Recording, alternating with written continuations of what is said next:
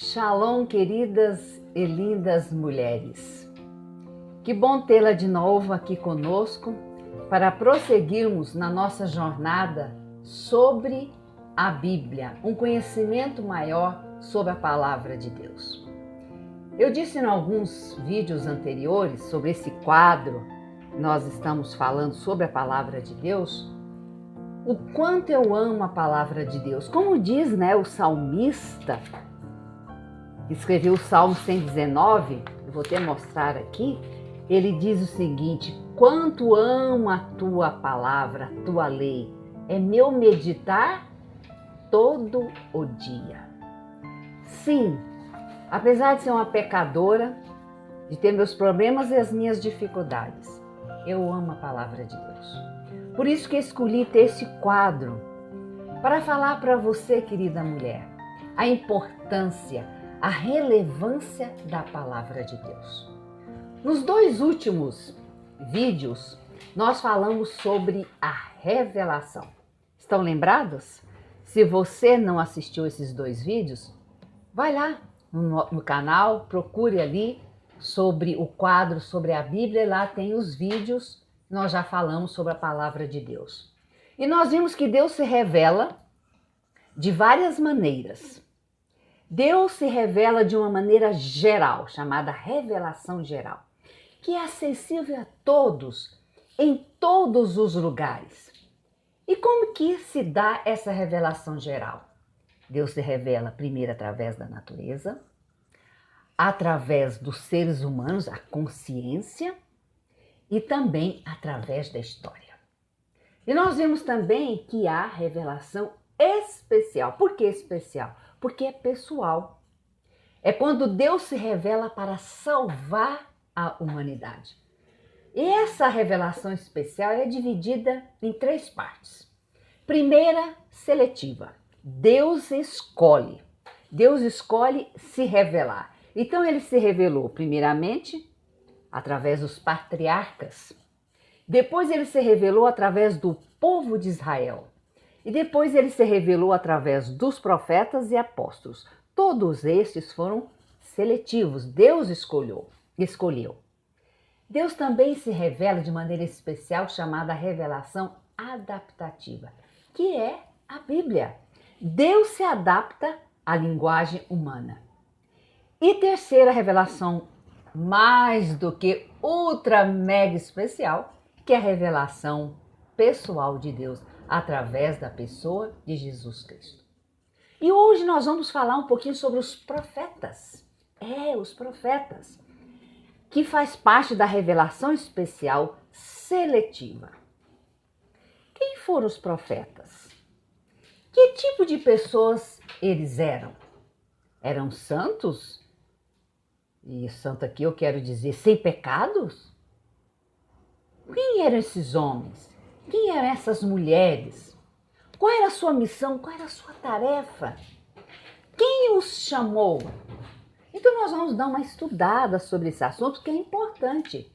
Para sabermos sobre a palavra de Deus, a Bíblia, nós temos que saber como que ela foi escrita. E aí que entram os profetas. Veja lá em Hebreus. E antes de eu ler aqui, eu deveria ter falado, eu me esqueci. Mas se você dá uma corridinha aí, pega uma caneta, um caderninho, vai anotando esses versos, vai anotando aí para você aprender. Isso aqui é uma aula que eu estou dando. Veja Hebreus, capítulo 1, verso 1. Diz o seguinte: havendo Deus outrora falado muitas vezes e de muitas maneiras aos pais pelos profetas. Então Deus falou através dos profetas. Agora vamos lá para Êxodo, o livro de Êxodo, capítulo 3. Aqui neste capítulo, nós encontramos aqui o chamado de Moisés. Deus chamando Moisés. E veja que Deus chamou Moisés para ele realizar uma tarefa muito importante. Deus o chamou para duas coisas: para libertar o povo de Israel da escravidão do Egito e para ser o primeiro profeta. E é no chamado de Moisés que nós encontramos aqui o modus operandi de Deus, como que ele chama os profetas. Então, através do chamado de Moisés, nós temos aqui, então, como que Deus chama os profetas, qual a função deles. Então, vamos analisar um pouquinho isso aí. Veja bem, Deus chama Moisés, Deus o encontrou, veja bem, e o escolheu. Verso 1. Apacentava Moisés o rebanho de Jetro, seu sogro, sacerdote de Midian. E levando o rebanho para o lado ocidental do deserto, chegou ao monte de Deus, a Horebe. Então ele estava apacentando as suas ovelhas, as ovelhas do seu sogro. Se nós estudarmos, a gente vai decorrer estudar isso aí, que Deus chamou profetas e todos eles eram ocupados. Nenhum estava desocupado, todos tinham um trabalho. Isso mostra que Deus chama pessoas ocupadas, pessoas que trabalham, que gostam de trabalhar. E veja o verso 2. Aí Deus apareceu para Moisés. Apareceu-lhe o anjo do Senhor. Nós acreditamos que anjo do Senhor aqui é Jesus. Numa chama de fogo, no meio de uma sarça. Veja, Deus apareceu de uma maneira inusitada. Uma sarça pegando fogo. A sarça é um arbusto pequeno do deserto. Então Deus apareceu. Deus se revelou a Moisés através de uma sarça. Não foi corporalmente, foi através de uma sarça. E veja agora o verso 3. Moisés olhou e eis que a sarça ardia no fogo. E a sarça o que fazia? Não se consumia. Ele ficou curioso. Que negócio é esse? Uma sarça pegando fogo e não se consome? E somente no deserto a sarça não deveria estar totalmente verdinha? Então veja, Deus faz um chamado para Moisés, que é o verso 3. Aliás, o verso 3 diz o seguinte, que ele foi para ver e ele foi chegando-se perto. Curiosidade, não é? Ele não era mulher, mas os homens também têm curiosidade. E ele foi chegando. E Deus, vendo que ele estava chegando perto, falou, epá, não se chega para cá. O lugar que você está é terra santa. Tira as tuas sandálias. E ele imediatamente parou, tirou as sandálias, porque ele estava na presença do Senhor. E Deus, então, agora dá uma tarefa para Moisés. Verso 10. Venha agora e eu te enviarei a Faraó, para que tires o meu povo, os filhos de Israel, do Egito. Então Deus dá uma tarefa, uma missão para Moisés. Deus o chamou, o escolheu, foi ao encontro dele, lá onde ele estava apacentando suas ovelhas, apareceu para ele de uma maneira extraordinária e deu-lhe uma missão. Olha, você vai ser agora o libertador do povo de Israel. Então veja, o profeta aqui, o Moisés, foi o primeiro profeta, tanto um profeta oral, né? Oralmente ele falava, como foi escritor da Bíblia, primeiro escritor. Veja que Deus o chamou e deu-lhe uma tarefa. Então, o que é um profeta? Como que ele se torna um profeta? Aqui nós já tivemos aqui um vislumbre, né, de como que Deus chama o profeta. Então, o profeta, querida mulher, querida moça, é uma pessoa escolhida por Deus para realizar um trabalho especial, mais do que especial. É para ser o porta-voz de Deus. Ao ser chamado por Deus, o profeta recebe um dom, uma capacidade especial.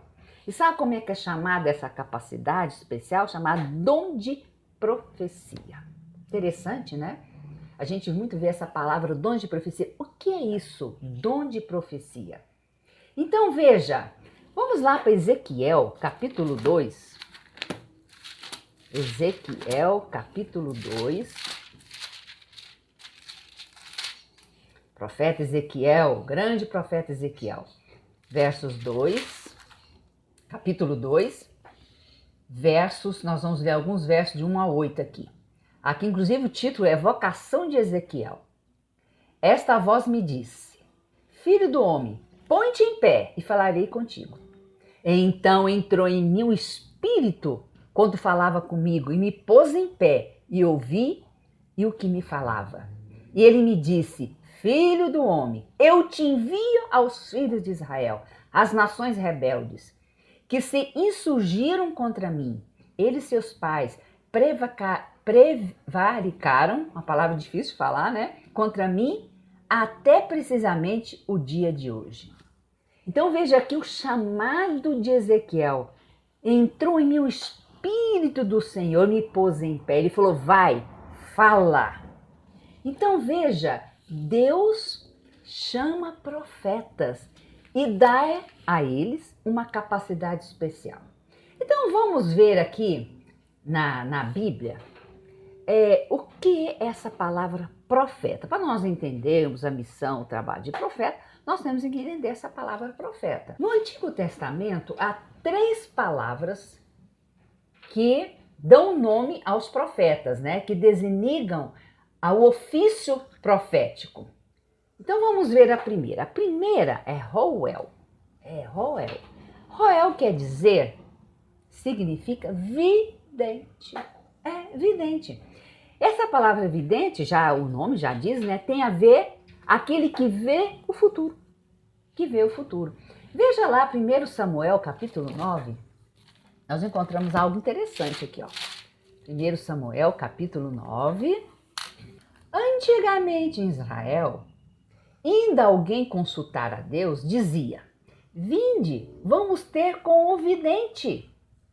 Porque o profeta de hoje, antigamente, se chamava vidente. Então, o profeta Samuel, ele era chamado de vidente. Ele foi chamado o tempo todo, né? Porque Samuel foi o grande, né, segundo e grande profeta de Israel. Ele foi chamado quando era pequeno ainda. Então ele era chamado então de vidente. Não vamos ler porque o tempo é curto, mas lá em 1 Crônicas, capítulo 9 e verso 22, de novo é falado que Samuel era chamado de vidente. Mas ser vidente não era a tarefa principal do profeta, não era. Agora, qual é a segunda palavra para designar profeta? É shozer, que em hebraico significa observador de uma visão. Literalmente, essa palavra quer dizer ver, contemplar, perceber. Então, essa palavra shozer, ela está ligada a visões, né? Visões. E nós vamos ver o que é visões daqui a pouco, né? Mas na frente nós vamos ver. Veja, 1 Samuel, capítulo 3, olha que interessante. Capítulo 3, verso 1. O jovem Samuel serviu o Senhor perante Eli. Naqueles dias, a palavra do Senhor era muito rara. As visões não eram frequentes. Então mostra que Deus, que o profeta recebia visões, recebiam sonhos. Por isso que também eles eram chamados de shozer. Mas eu digo mais uma vez, ser vidente, ter visões, não era a tarefa principal do profeta. Aí vem a terceira palavra, que é Nabi. Nabi. O que quer dizer Nabi? Nabi quer dizer simplesmente boca de Deus. É isso que quer dizer. Porta-voz de Deus. É essa a tradução do hebraico. Boca de Deus. Então o que significa? Que o profeta, o Nabi, é aquele que transmite o que a boca de Deus disse. No sentido passivo, significa aquele que é chamado para ser a boca de Deus. E no sentido ativo, é aquele que proclama, que dá a mensagem. É o orador, é o intelector, aquele que fala, que transmite a mensagem. Então veja, Nabi é a porta-voz de Deus. Não simplesmente aquele que vê o futuro ou sabe do passado. Não. É mais do que isso. Essa palavra Nabi aparece aqui no Antigo Testamento 316 vezes. E era a principal tarefa do profeta. era transmitir a mensagem de Deus oralmente, e alguns foram escolhidos para registrar, por isso que nós temos a palavra profética, a palavra de Deus. E nós temos vários exemplos aqui de que realmente Deus chamou os profetas para serem os seus portas-vozes. Veja bem lá, só ver Jeremias, capítulo 1, todos os profetas, se você abrir a Bíblia e for ler o primeiro capítulo, você vê ali, dizendo, o Senhor falou comigo, olha aqui, olha, veja aqui, Jeremias capítulo 1, verso 1.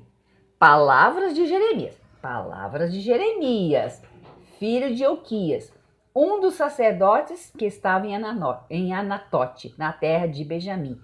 A ele veio o quê? A palavra do Senhor. A ele veio a Naba, ou seja, a profecia, a palavra de Deus. Nos dias de Josias, aí começa a dizer o tempo que ele foi chamado. E se você vê Ezequiel, vê Oséias, todos eles começam assim, veio a palavra do Senhor. O Senhor me falou. Então, realmente, isso aqui mostra que Deus falava aos profetas e esses transmitiam, era o quê? A porta-voz de Deus.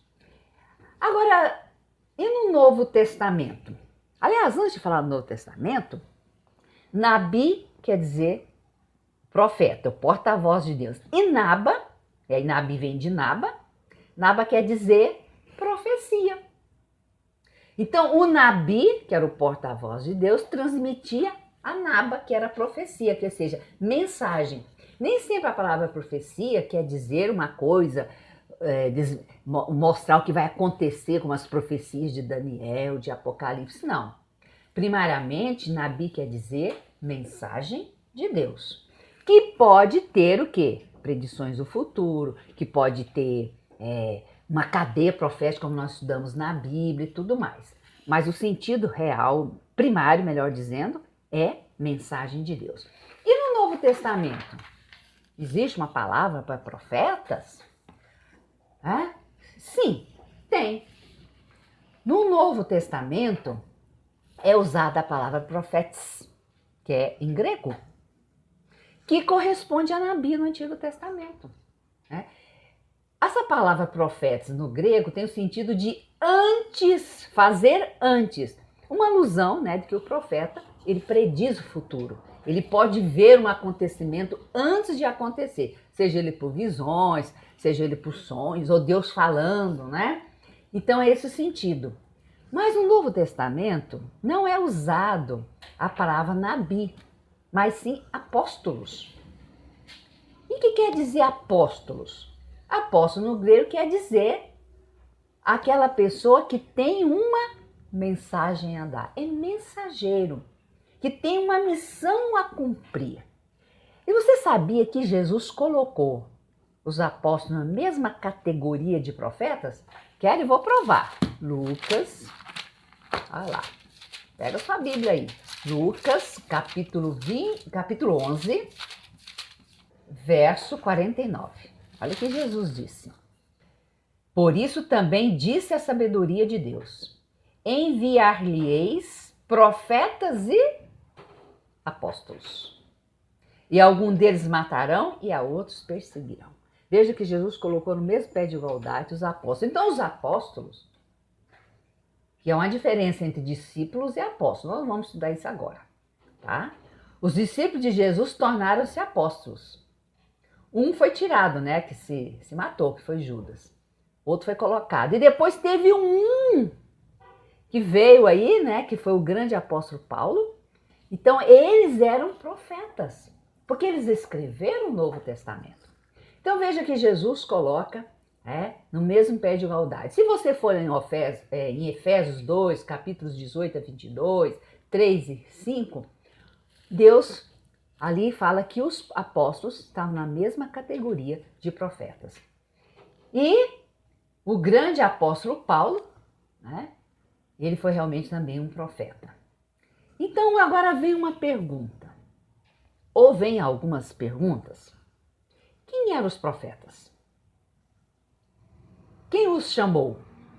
em que contexto eles viveram, contexto social, político, histórico, em que lugar, em que povo, como é que Deus chamou esse povo para trabalhar, ser o profeta? Isso é importante. Nós vimos então que Deus se revela de maneira seletiva, ele escolhe. E ele escolheu para revelar, para mostrar ao mundo o plano da salvação, ele escolheu um povo. Ele chamou um homem chamado Abraão, falou: Abraão, sai de sua terra, eu vou fazer de você uma grande nação, você vai ser uma bênção. Benditas serão todas as gentes por causa de você. Então Deus chamou Abraão, Isaac, Jacó, as 12 tribos que chamam os filhos de Israel, né? E através desse povo Deus ia dar o quê? O plano da salvação. Ele seria um luzeiro, a luz do mundo. E dentre esses israelitas, Deus ia chamar e chamou homens e mulheres para que ele pudesse então revelar a sua vontade, o plano da salvação, tudo aquilo que o homem precisasse. Então veja, os profetas, eles surgiram dentro de um contexto de um povo, o povo de Israel. Porque nós sabemos que a palavra de Deus, o Antigo Testamento judaico, né, nós podemos chamar Bíblia hebraica, e o Novo Testamento, que também foi escrito, já era a igreja primitiva, mas os apóstolos eram judeus, eram israelitas. Porque Deus, ele não muda o seu plano, ele não muda o seu plano, ele muda os métodos. Ele chamou o povo de Israel, não foi? Os profetas terminaram de fazer o Antigo Testamento, ou Primeiro Testamento. Como povo, esse povo falhou, não foi? Como nação. Eles rejeitaram o Messias, crucificaram o Messias. Estava profetizado que o Messias teria que morrer, mas eles não aceitaram o Messias. Então, em 34, quando morreu Estevão, como nação, eles deixaram de ser os luzeiros do mundo. Então, Deus agora, com Jesus Cristo, o maior fundador, né? E os apóstolos fundaram, então, a igreja, que seria representante de Deus aqui na terra. E Deus, então, escolheu, chamou, determinou homens que escreveram o Novo Testamento ou o Segundo Testamento. Então, a Bíblia, tanto o Antigo como o Novo Testamento, nós podemos dizer que são judaicos. Vieram, sim, do povo de Israel. Agora vem a pergunta. Como o profeta recebia a mensagem de Deus? Como que ele recebia essa mensagem? Quais os meios que Deus utilizava para transmitir a mensagem para o profeta e o profeta para nós? Deus está acima no céu. Imagina o linguajar de Deus. Deve ser sublime, né?